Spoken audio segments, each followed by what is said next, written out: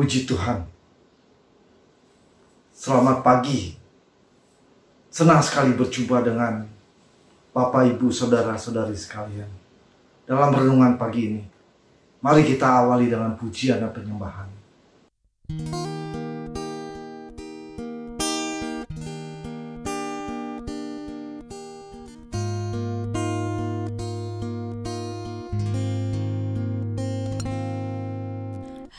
Hatiku tenang berada dekatmu, Kaulah jawaban hidupku. Hatiku tenang berada dekatmu, Kau yang pelihara hidupku.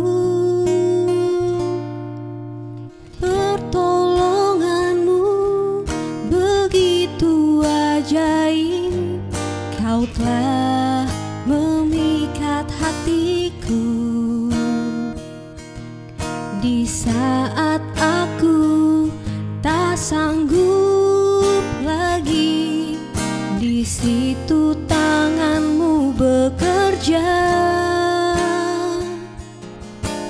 pertolonganmu begitu ajaib. Kau telah memikat hatiku. Kini mataku tertuju padamu, ku rasakan kasih-Mu Tuhan.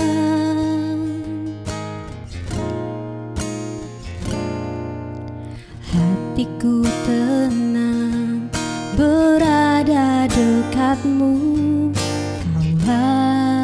jawaban hidupku. Hatiku tenang berada dekat-Mu, Kau yang pelihara hidupku. Pertolonganmu begitu ajaib, Kau telah memikat hatiku di saat aku tak sanggup lagi.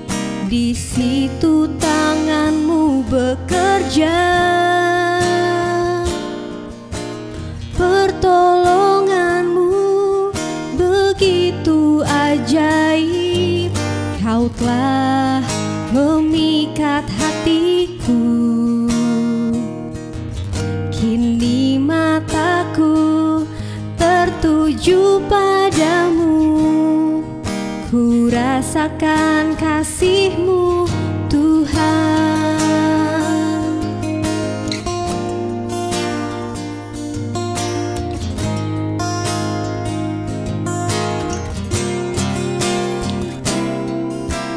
Pertolonganmu begitu ajaib, Kau telah memikat hatiku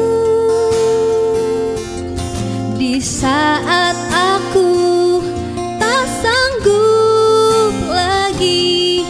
Di situ tanganmu bekerja, pertolonganmu begitu ajaib. Kau telah memikat hatiku. Kini mataku tertuju padamu, ku rasakan kasih-Mu Tuhan. Kini mataku tertuju padamu, ku rasakan kasih-Mu Tuhan. Baik, mari kita berdoa. Tuhan Yesus yang baik, terima kasih. Kami sudah memuji dan membesarkan nama-Mu melalui pujian dan penyembahan kami. Kiranya boleh berkenan di hadirat-Mu Tuhan. Saatnya kami ingin merenungkan kebenaran firman-Mu. kiranya Roh Kudus membantu kami untuk dapat kami mengerti lebih dalam. Dalam nama Yesus kami berdoa.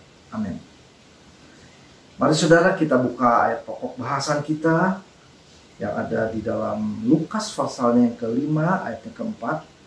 Kita akan melihat dalam perikop ini penjala ikan menjadi penjala manusia. Saya bacakan untuk Bapak Ibu Saudara sekalian. Setelah selesai berbicara, ia berkata kepada Simon, "Bertolaklah ke tempat yang dalam dan tebarkanlah jalamu untuk menangkap ikan."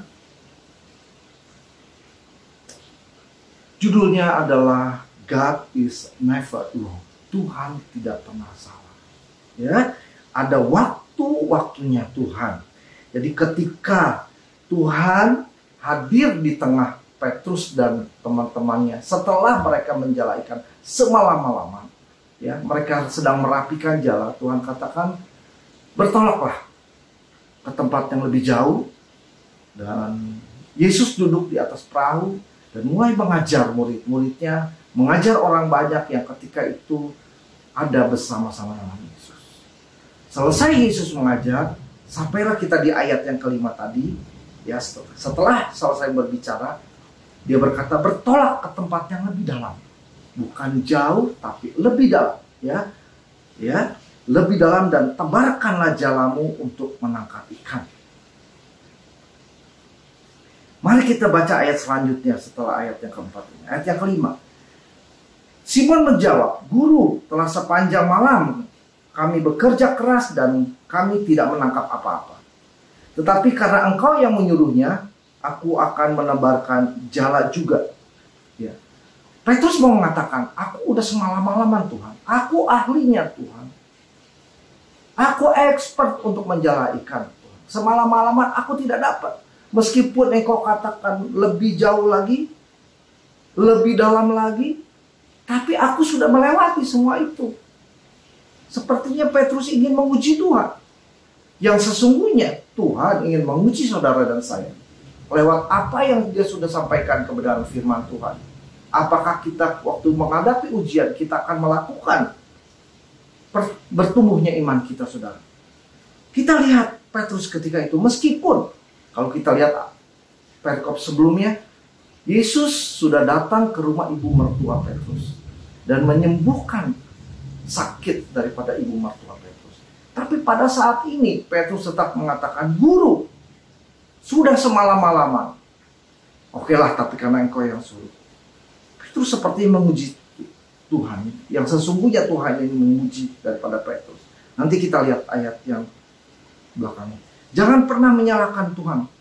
Allah bisa mengadakan dan bisa meniadakan, saudara.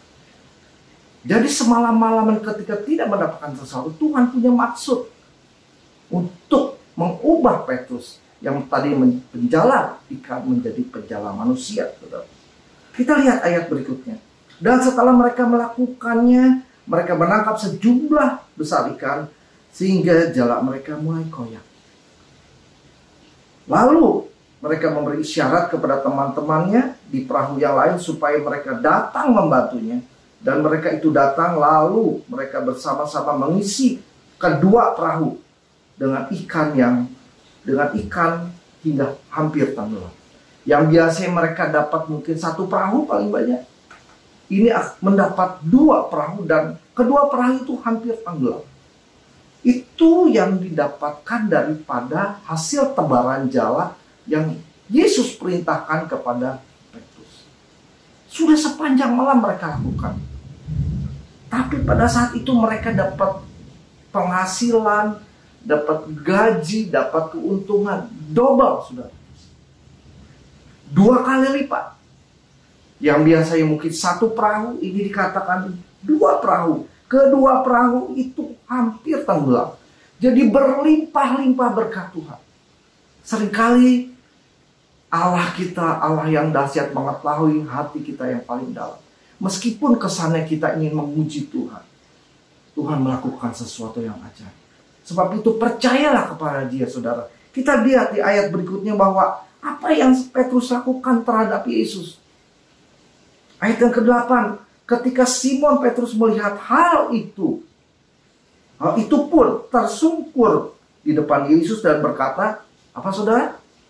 Tuhan, pergilah daripadaku, karena aku ini orang berdosa. Petrus menyadari, aku nggak boleh menguji Tuhan. Tuhan yang menguji aku. Aku ini orang berdosa, Tuhan, pergi daripadaku. Disitulah Petrus mengakui bukan guru lagi, Yesus adalah Tuhan. Sebab itu saudara, dalam keadaan apapun yang saudara hadapi, jangan pernah menyalahkan Tuhan, tapi mengucap syukurlah dalam segala perkara. Ayat berikutnya kita baca, sebab ia dan semua orang yang bersama-sama dengan dia, ayat 9 itu, takjub, dan karena banyaknya ikan yang mereka tangkap.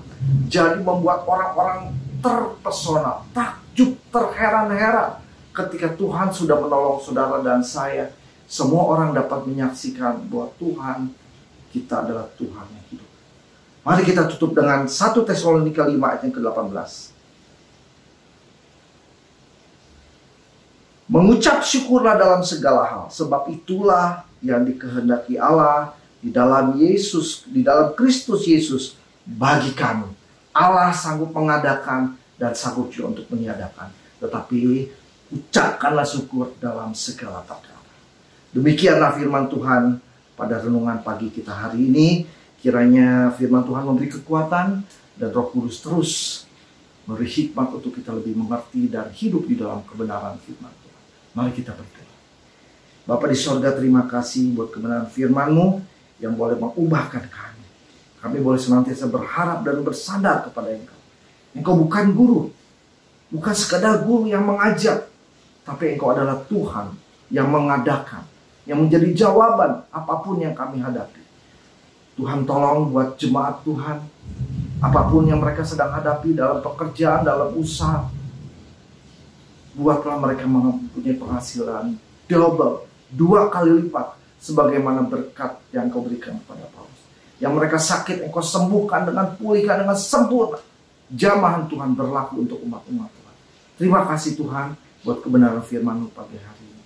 Kami akan hadapi hari ini bersama-sama dengan Yesus. Dalam nama Yesus kami sudah berdoa. Haleluya. Amin. Selamat pagi, selamat beraktivitas. Tuhan Yesus memberkati kita semua. Pimpinlah, oh Roh Kudus, pimpinlah.